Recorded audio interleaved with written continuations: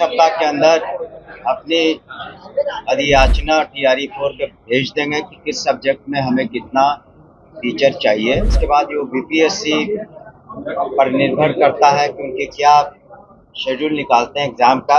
उसके बाद जो बीपीएससी पर निर्भर करता है कि उनके क्या शेड्यूल निकालते हैं एग्जाम का।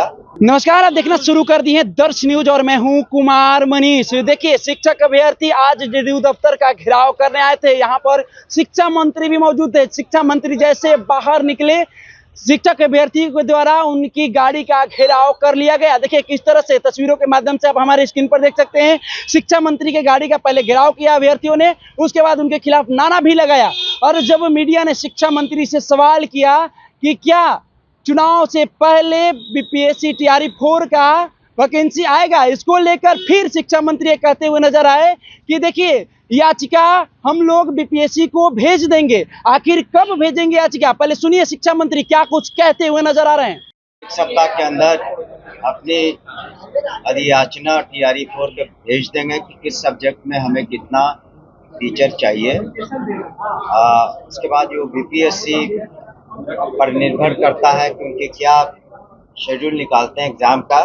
लेकिन ये ज़रूरी है कि ये तो बिल्कुल स्पष्ट है कि नवयुवकों को, युवा वर्ग को नौकरी मिलेगी, वो ज़्यादा मायने रखता है। और टीआरई 4 के बाद जैसा कि माननीय मुख्यमंत्री जी का निर्देश है, टीआरई 5 भी होगा।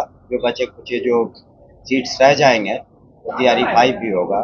लेकिन टीआरई 4 का ये कई जगह जो अभी शिक्षक ज्वाइन किए हैं, ट्रांसफर हुआ, तो उस हिसाब से उसमें वेरिएशन था, तो उसको हम लोग बिल्कुल पक्का करके ही अधियाचना भेजेंगे बीपीएससी को। चाह रहे हैं कि चुनाव से पहले टीआरई 4 का वैकेंसी। देखिए, वैकेंसी का तो हम लोग कह ही रहे हैं कि वैकेंसी के साथ बीपीएससी को भेज देंगे, एग्जैक्ट वैकेंसी के साथ भेज देंगे।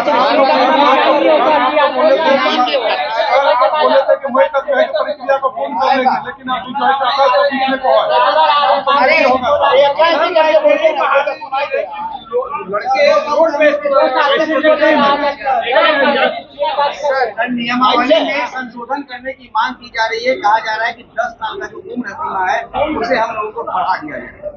आज कुछ अभ्यर्थी इसके संदर्भ में मिले थे, उन्होंने अपने पिटिशन हमें दिया है, उस पर हम लोग विचार करेंगे और उसके बाद ये एक सप्ताह के अंदर विचार कर लेंगे। और दूसरी बात है, आप ये भी समझे कि हाल में ही माननीय मुख्यमंत्री के कर कमलों से जितने अनुकंपा के केसेस थे, उसको भी करीब 5,500 उनको भी हर जिले में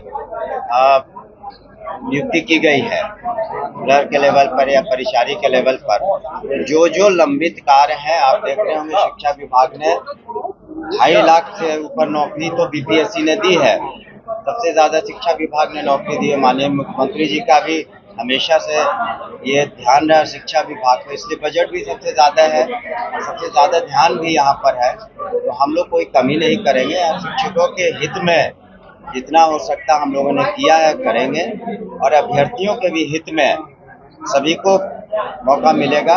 डोमिसाइल संबंधी भी हम लोगों ने कुछ बदलाव किए हैं, तो ताकि बिहार के छात्र छात्राएं अधिक से अधिक आएँ।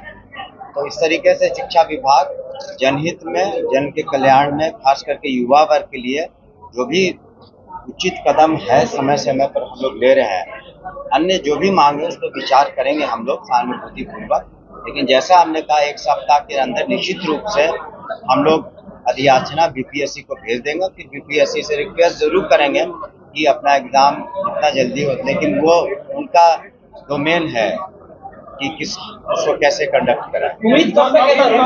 अब बीपीएससी बताए। नहीं, हमने कहा कि लोगों की मांग है, उस पर हम लोग विचार करेंगे, लेकिन उसके बाद